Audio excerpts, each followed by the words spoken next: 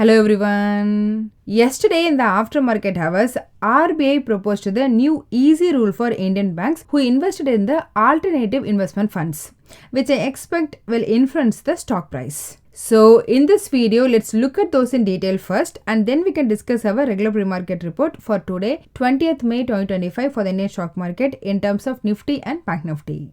Just a bit of background. In December 2023, approximately 1.5 years ago, RBI barred all the banks and NBFC companies in India from investing in the alternative investment funds like private equity or in the venture capital or in any real estate or in hedge funds, etc. Obviously, it was one of the flashpoint with Indian government and then the RBI governor Shaktikanta Das, as this barring Indian banks investment in the AIF will reduce the private capital expenditure. So after back and forth between RBI and Indian government, in March 2024 RBI eased a little bit, like Indian banks and NBFCs can invest in the alternative investment funds, but they have to make 100% equivalent money as provisions, which is like an interim containment action, and it heavily dented the bank's profit margin. Now, yesterday, this new governor eased further. RBI proposed a single lender, meaning a bank or any single NBFC company, can invest up to 10% in a single alternative investment funds corpus, and in that, up to 5%, they don't have to allocate any provisions at all. For example, say if HDFC Bank invested 5% like in 10 different alternative investment scheme means, then they don't need to allocate any provision.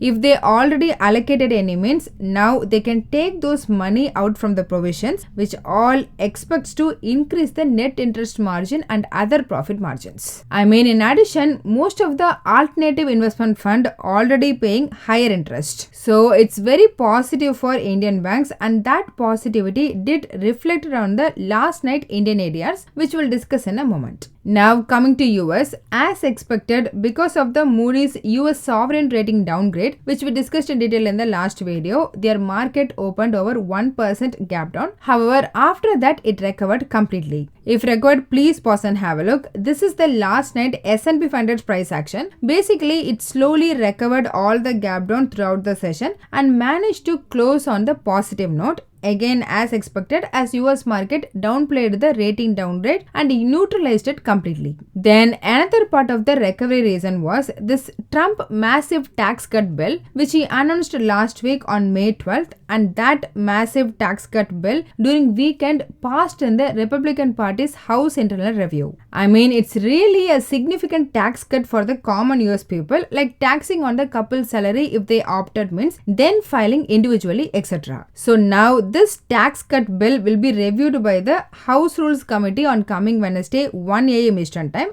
Tomorrow 10:30 AM Indian Standard Time. Then that House Rules Committee will tell the time when this tax bill will submit for the floor test in US Parliament. The more probable floor test date will be Thursday. Again, one more potential reason for the manipulators in the Indian market to manipulate. So please be cautious. Now coming back to yesterday's US market, all three major index managed to move on the positive side. Dow Jones increased 0.32%, S&P 500 was up by marginal 0.09%, and Nasdaq was very close to absolute flat, positive 0.02%. Despite this recovery, US VIX increased above 5% and moved above 18 from around 17. Then regarding Indian ADR, as we discussed earlier, both the banks ADR closed positive of around 1% and IT stocks ADR kind of mixed. However, in Indian market, both the respective IT stocks closed significantly negative. So both the stocks showing positive arbitrage of around 0.5%. Whereas in case of banking stocks, both of them having the arbitrage of 1.5 to 2% positive. And in line with that, early morning today, GIFT Nifty increased and traded at 25,102 mark, equating that with the spot market. For now, it's indicating the gap up opening of around 100 to 150 points. Then about institution, in the cash market, after the last Friday crazy, yesterday both FII and DII turned as net sellers. FII's net sold for around 525 crore rupees and DII's net sold for near 250 crore rupees.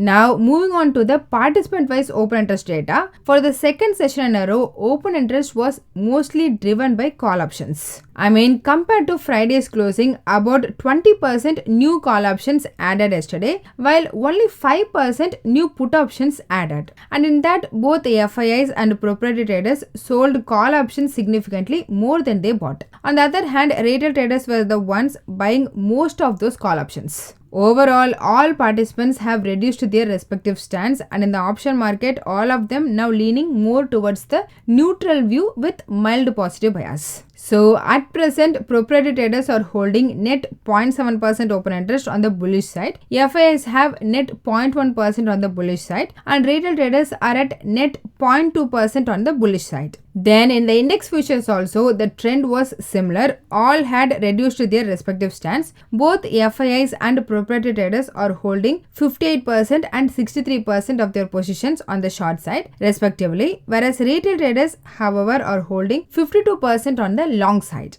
So combining both options and futures data, it appears that all market participants are currently inclined towards a neutral stance. None of them have taken a strong directional view for now. As a summary, US market closed flat, but the global momentum kind of in the pause mode. However, there are Indian bank related positive news, and in line with that, both banks area and GIFT Nifty indicating the gap up opening. Moving on, as per stock open interest, Patanjali, Solar Industries, Muthoot Finance, HAL, ITC, Balakrishna Industries and Jindal Steel were some of the 66 stocks that got an increased open interest along with a negative close indicates the short build-up. On the other hand, Union Bank, Hatco, IRFC, Alchem Lab, Indian Bank, GAIL and Paytm were some of the 60 stocks that got an increase in open interest with a positive price close, which means these stocks got the long build-up. About the things to look out, early morning China's interest rate decision is due and market expect them to cut the interest rate by 10 basis points. Then in the aftermarket hours, some FOMC member speech are some of the items we need to keep an eye out today. Coming technical, Nifty opened flat, however, it failed to hold above the 25,000 mark and also it closed below. Thus on the daily chart, Nifty formed a small bearish candle with a minor upper shadow indicating consolidation following the strong last Thursday rally. However, on the positive side, still it remains near the upper end of the Bollinger Band and trading well above all key moving averages, and MACD continuing to maintain the positiveness. But RSI is on the verge of a negative crossover, though it still holds above the 60 mark. Hence, as an overall, Nifty might remain under pressure unless it reclaims the 25,000 level. On the downside, Nifty could drift towards the 24,800 to 24,750 zone, and if it breaks below 24,750, a deeper correction may be likely. Conversely, a move above 25,000 could trigger a rally towards 25,250 to 25,350 range. In case of Bank Nifty, it opened 30 points gap down. However, it surpassed 55,500 and approached 55,700 level, but then it also failed to sustain and closed below 55,500. Thus on the daily chart, Bank Nifty formed a small bullish candle with an upper shadow indicating selling pressure at higher level.